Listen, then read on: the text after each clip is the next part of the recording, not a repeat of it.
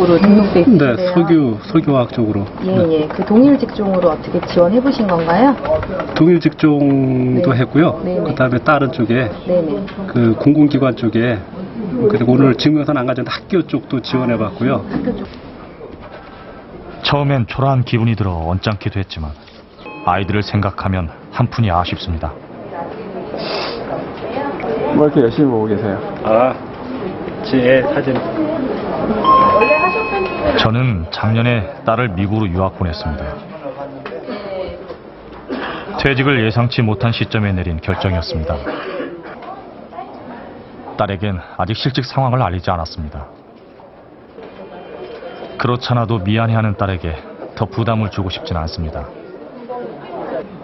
처음부터 자식한테 투자를 많이 하고 이렇게 유별나게 하겠다는 생각이 있었던 건 아닌데 이제 자라면서 얘가 이제 그런 방향으로 제가 스스로 원해서 가고 있으니까 그럴 때는 뭐 선택의 여지가 없죠.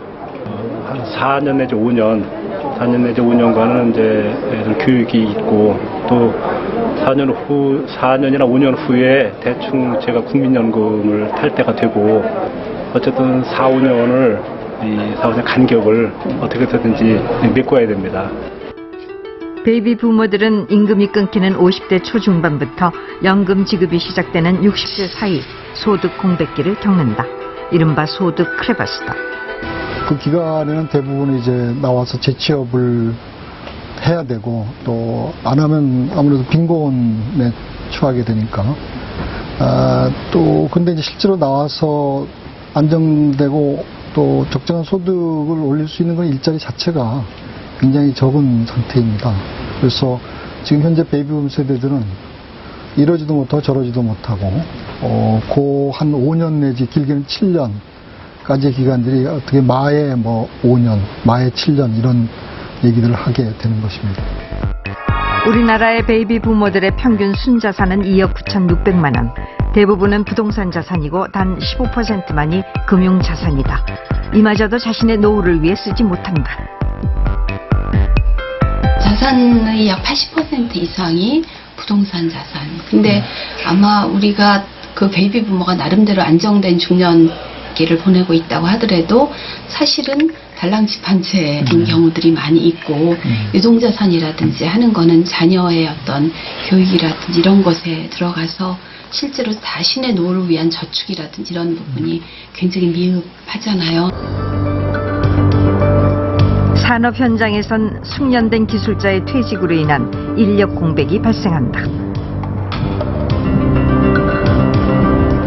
1970년대 공단과 함께 형성된 산업도시 창원. 베이비부모 근로자들의 손으로 만든 도시다. 창원공단은 베이비부모 노동자들의 대거 퇴직으로 인력 수급 및 기술 전수의 위기를 맞고 있다. 지금 퇴직이 예상되는 인원이 약 한 전체 20%를 조금 초과하고 있는 약 한 5만 7천여 명이 그 퇴직을 앞두고 있는 그런 실정에 있습니다.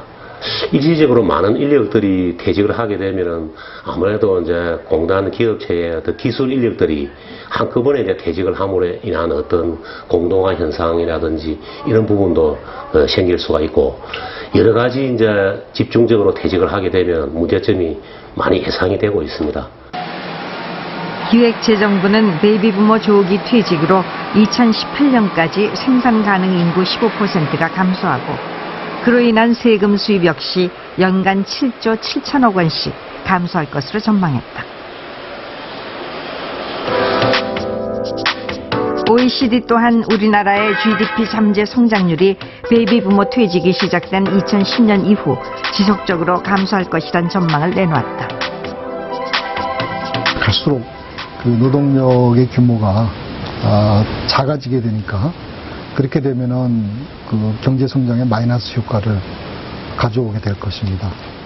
또한 그렇게 해서 이제 노동시장에서 퇴직한 베이비붐 세대가 이제 소득 창출을 못하게 되면 어차피 이제 기초생활보장이나 연금소득에 의존해야 되니까 국가적으로 이제 복지 재정은 더 부담을 안게 되는 그런 악순환을 가져오게 될 위험성이 있는 것이죠.